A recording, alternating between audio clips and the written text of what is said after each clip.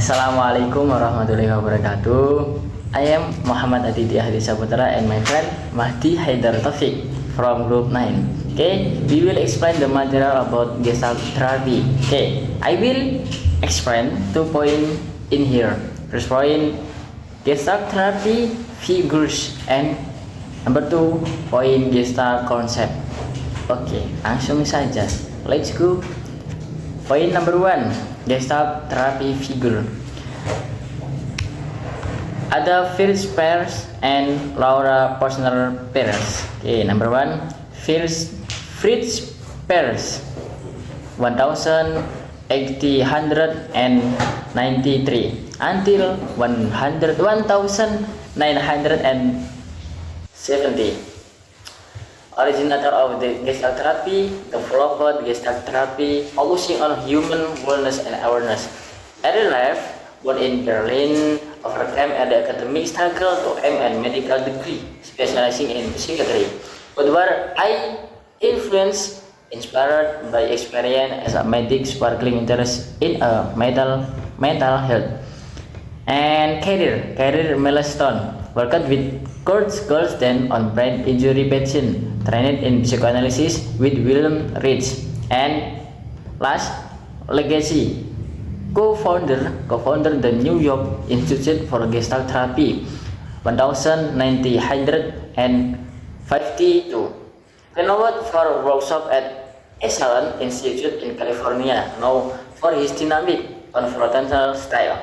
Oke. Poin pertama, tokoh-tokoh terapi Gestalt. Fritz Perls ini adalah penyata utama terapi Gestalt yang ia kembangkan berdasarkan prinsip bahwa manusia harus dipelihara dengan kesehatan utuh, bukan sekadar kumpulan bagian atau serpihan yang terpisah.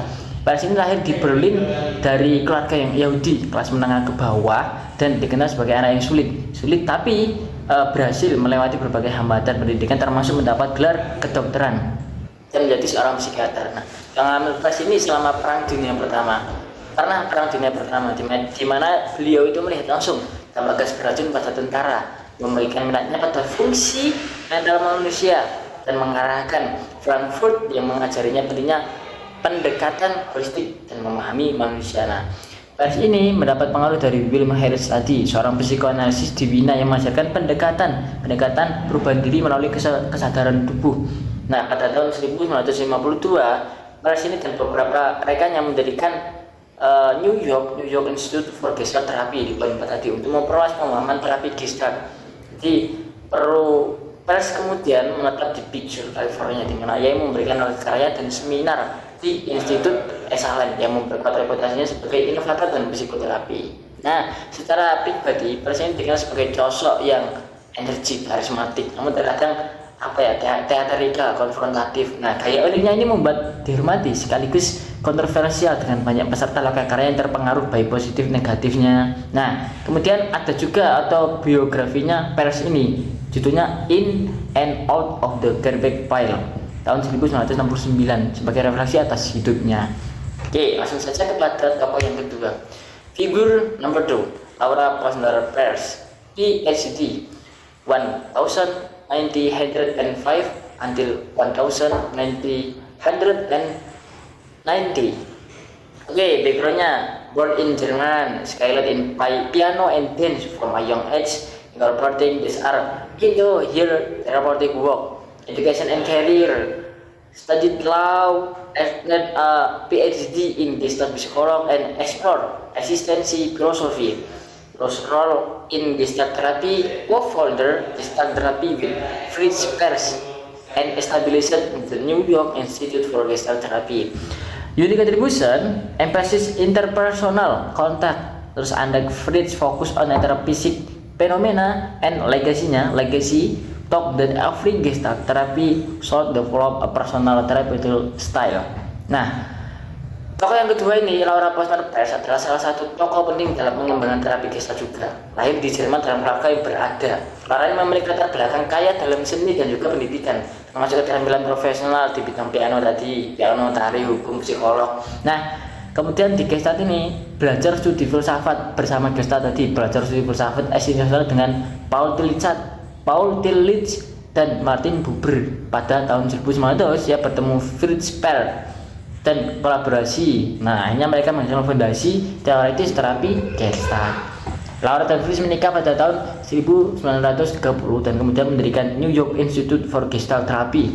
Saat Fritz menjadi terkenal sebagai tokoh keliling terapi, Laura tetap di institut, kemudian memberikan kontribusi besar pada perkembangan terapi Gestalt di Amerika Serikat dan di dunia.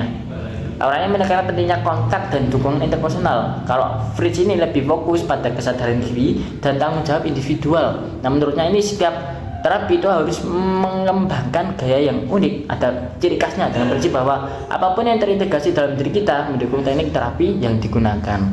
Oke, next. Point number 2, Gestalt concept. Nah, Gestalt concept, the concept of Gestalt, we summarize the discussion into 7 sub-chapter. Sub-chapter 1, definition Gestalt therapy. Number 2, view of human nature. Number 3, some principle of Gestalt therapy theory. Number 4, the norm. Number 5, unfinished business. And number 6, contact and resistance to contact. Number 7, energy and proof to energy. Okay, next, definition Gestalt therapy. Okay, definition Gestalt therapy. Gestalt therapy is an existential phenomenological and process-based approach related on the premise that individual must be understood in the context of their ongoing relationship with the environment. The initial goal is for client to gain awareness of what they are experiencing and how they are doing it. Nah, yang pertama, definisi terapi. Terapi Gestalt itu adalah pendekatan yang bersifat eksistensial, fenomenologis, dan berbasis proses yang dibangun atas dasar bahwa individu itu harus dipahami dalam konteks hubungan mereka itu berkelanjutan dengan lingkungan, pasti. Karena tujuan awal dari terapi Gestalt ini adalah agar klien itu mendapat kesadaran tentang apa yang mereka alami dan bagaimana mereka lakukan apa dan bagaimana. Oke, jadi melalui kesadaran ini perubahan secara otomatis pasti terjadi. Pendekatan ini bersifat fenomenologis tadi karena fokusnya pada persepsi klien tentang realitas dan juga eksistensial, membentuk kembali dan menemukan jati diri mereka sendiri. Jadi sebagai pendekatan eksistensial, terapi Gestalt ini memberikan perhatian khusus pada eksistensi sebagaimana yang dialami individu dan menegaskan kapasitas manusia untuk tumbuh dan sembuh melalui kontak interpersonal dan wawasannya. Singkatnya, pokok pendekatan ini Gestalt ini berfokus pada di sini dan sekarang, apa dan bagaimana, serta hubungan aku atau kamu, gitu. Nah, di terapi Gestalt ini bersifat dinamis dan mendorong pengalaman langsung daripada membicarakan situasi secara abstrak, gitu. Jadi pertanyaan itu ada di apa dan bagaimana, gitu, bukan mengapa. Contohnya kayak nanti saya jelaskan lagi tentang apa dan bagaimana. Pendekatannya yang penting menekankan tanggung jawab pribadi, pengalaman nyata, dan menghadapi kebuntuan dengan keyakinan bahwa pertumbuhan terjadi melalui kontak yang tulus antara klien dan terapis. Okay, next, number 2, view of human nature. Gestalt therapy is rooted in existential philosophy, phenomenology, and field theory. It focus on the immediate experience of the perceiver, aiming for awareness and contact with both the external and internal world rather than analysis or introspection. The therapy process involves rounding disowned parts of the self and integrating them, allowing sense to grow strong and makes more meaningful choice. Nah, di poin kedua ini, yang kedua itu adalah pandangan tentang hakikat manusia. Fritz ini menerapkan teori Gestalt dan pendekatan paternalistik, menekankan bahwa klien itu harus mandiri dan menghadapi masalah hidup mereka sendiri. Gaya terapinya itu berfokus pada dua tujuan. Yang pertama, membantu klien beralih dari ketergantungan lingkungan menuju dukungan diri atau lebih mandiri. Terus yang kedua, mengintegrasikan kembali bagian-bagian kepribadian yang asing. Nah, di dua itu. Jadi Peres ini sering menggunakan tentang konfrontatif, sengaja membuat klien frustasi untuk meningkatkan kesadaran mereka. Jadi sengaja dipancing permasalahannya, terus gerak-geriknya itu diatur, kemudian dikasih mereka itu biar masuk kepada masalahnya tadi. Terapi Gestalt ini berakar pada filsafat eksistensial, fenomenologi dan teori medan. Tadi sudah saya jelaskan, terapi ini fokus pada pengalaman langsung dari individu dengan tujuan kesadaran dan kontak dengan dunia luar dan dalam, bukan daripada biar introspeksi, bukan ya.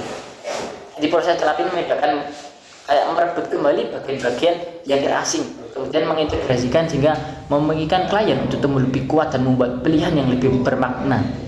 Jadi asumsi utamanya terapi Gestalt ini bahwa individu dapat mengatur diri sendiri begitu mereka menyadarinya lingkungan dan diri mereka sendiri. Ketika sudah menyadari lingkungan dan diri mereka sendiri, maka pasti dia bisa mengatur diri sendiri. Pasti ya, tujuannya yang penting menciptakan kesadaran baik tentang dunia luar maupun di dalam. Okay, next number 3, some principle of Gestalt therapy. Gestalt therapy is based on several key principle. Number 1, holism. Number 2, field theory. Number 3, the figure formation process. Number 4, organismic self-regulation. Prinsip utama teori terapi Gestalt. Nah, ada beberapa prinsip tadi saya kutip, ada 4. Yang pertama, holisme. Holisme itu Gestalt itu artinya bentuk utuh atau lengkap. Holistik dan kawan-kawan menekankan bahwa seluruh alam itu adalah kesatuan yang saling terkait, di mana keseluruhan itu lebih besar daripada jumlah serpihan-serpihannya atau bagiannya. Jadi di Gestalt ini fokus pada keseluruhan pribadi, pikirannya, entah perasaannya, perilaku tubuh, ingatan dan mimpinya, tanpa memprioritaskan aspek tertentu. Jadi semuanya dilingkupkan, nggak satu-satu gitu. Mereka ini memperhatikan aspek-aspek paling menonjol dari pengalaman seseorang yang sering tersembunyi atau kurang diperhatikan. Terus yang kedua, field theory, teori lapangan. Prinsip ini menyatakan bahwa seseorang itu harus dipahami dalam konteks lingkungannya yang selalu berubah dan bersifat relasional. Teori di lapangan. Jadi di Gestalt ini mengeksplorasi batas dinamis antara seseorang dan lingkungannya dengan memahami bahwa medan itu mencakup semua interaksi antara terapis dan klien. Next, yang ketiga tadi, proses pembentukan sosok atau the figure formation process, pembentukan sosok. Nah, ini berasal dari persepsi visual. Prosesnya menggambarkan bagaimana individu itu mengatur pengalaman mereka dari waktu ke waktu, pasti ada perubahan. Jadi dalam terapi ini mengacu pada bagaimana kebutuhan, aspeknya itu bagaimana dari lingkungan muncul sebagai titik fokus perhatian berdasarkan kebutuhan klien. Dan yang keempat, regulasi diri organisme. Nah, prinsip ini menunjukkan bahwa individu itu mencari keseimbangan yang dapat terganggu oleh kebutuhan atau minat yang muncul. Jadi terapi Gestalt ini membantu klien menjadi sadar akan apa yang perlu diperhatikan, terus memulihkan keseimbangannya atau mendorongkan pertumbuhannya. Jadi terapis itu hanya memandu kesadaran klien untuk membantu penyelesaian situasi yang belum selesai dan mengintegrasikan pengalaman yang lebih memuaskan. Next, the know. One of the main contribution of Gestalt therapy is its emphasis on experience and fully expression the present moment. Polster proposed that power is in the present, stressing that dwelling on past mistakes or constantly planning for the future diminishing the power of the present. In the Gestalt therapy, phenomenological inquiry encourages attention to what is occurring right now. The now, sekarang, fokus pada saat ini. Nah, jadi salah satu kontribusi utama terapi Gestalt ini adalah penekanannya pada pengalaman dan penghargaan penuh pada saat ini, masa sekarang. Nah, jadi fokusnya kayak pasti kan ada ya masa lalu atau masa depan yang menjadi mekanisme penghindaran sehingga mencegah klien untuk menghadapi masa ini. Nah, di Polster ini difokuskan ini masa saat ini ya gampangnya atau sekarang. Polster ini menunjukkan bahwa kekuatan ada di masa sekarang, menekankan bahwa berkutat pada kesalahan masa lalu atau terus-menerus itu merencanakan masa depan akan mengurangi kekuatan masa sekarang. Jadi tadi ini ya, terapis itu membantu klien berhubungan dengan masa kini dengan mengajukan pertanyaan apa dan bagaimana, bukan pertanyaan mengapa. Jadi dengan menggunakan pertanyaan seperti apa yang terjadi sekarang, kenapa kok kamu begini. Nah, tapi kenapanya nggak usah, lebih dipikirkan apa dan bagaimana, apa yang sedang terjadi sekarang dan bagaimana perasaan Anda saat ini. Jadi terapis itu membantu klien untuk fokus pada pengalaman mereka.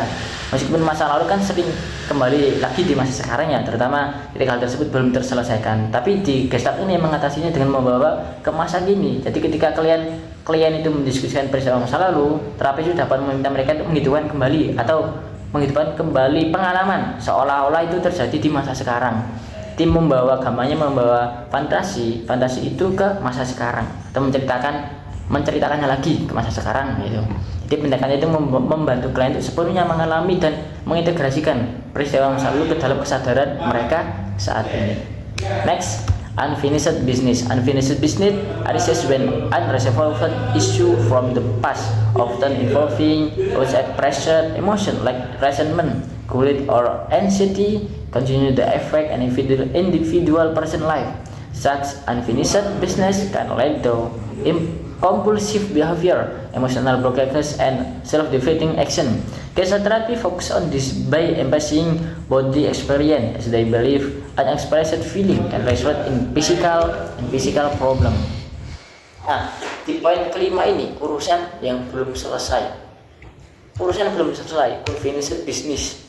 Nah, sekali kan, urusan belum selesai ini muncul ketika masalah yang belum terselesaikan dari masa lalu. Jadi seringkali melibatkan emosi yang tidak terekspresikan, seperti entah itu kebencian, takut, rasa bersalah, cemas, dan lain sebagainya, terus mempengaruhi kehidupan seseorang saat ini. Jadi perasaan-perasaan tersebut itu belum sepenuhnya diproses, tapi berada di latar belakang dan pasti mengganggu kontak diri yang efektif dengan hubungan dengan orang lain.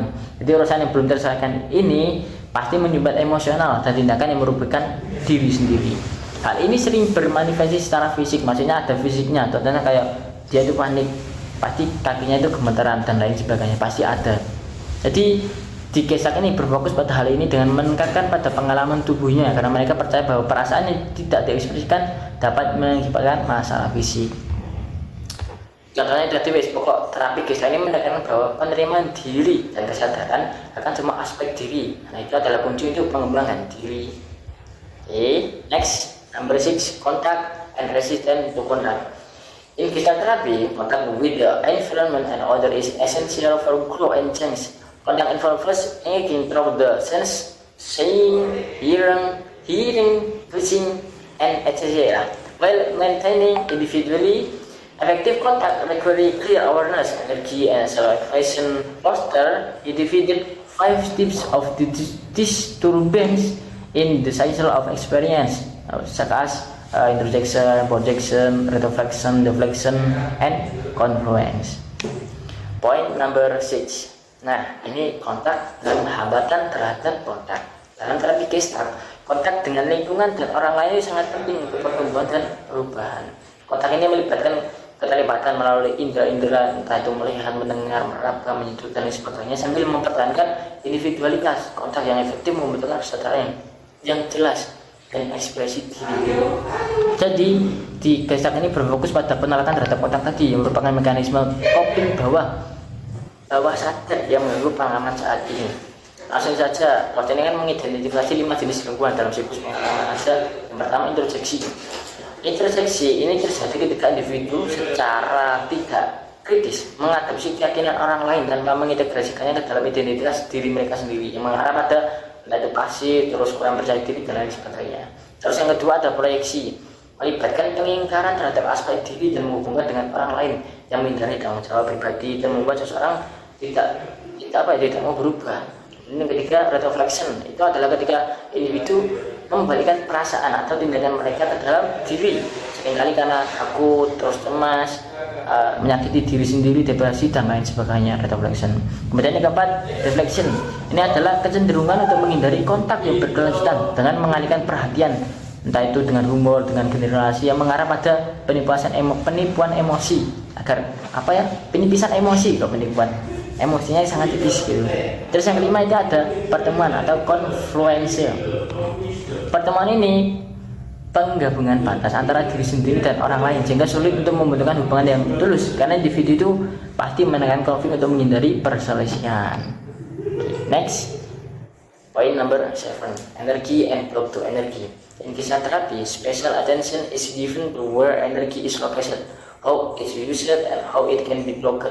Blocked energy is another form of defensive behavior. It can be manifested by tension in some part of the body, by posture, by keeping one's body tight and closed, by breathing deeply, by looking away from people when speaking to avoid contact, by choking off sensation, by numbing feeling, and by speaking with a receptive voice, to mention only a few.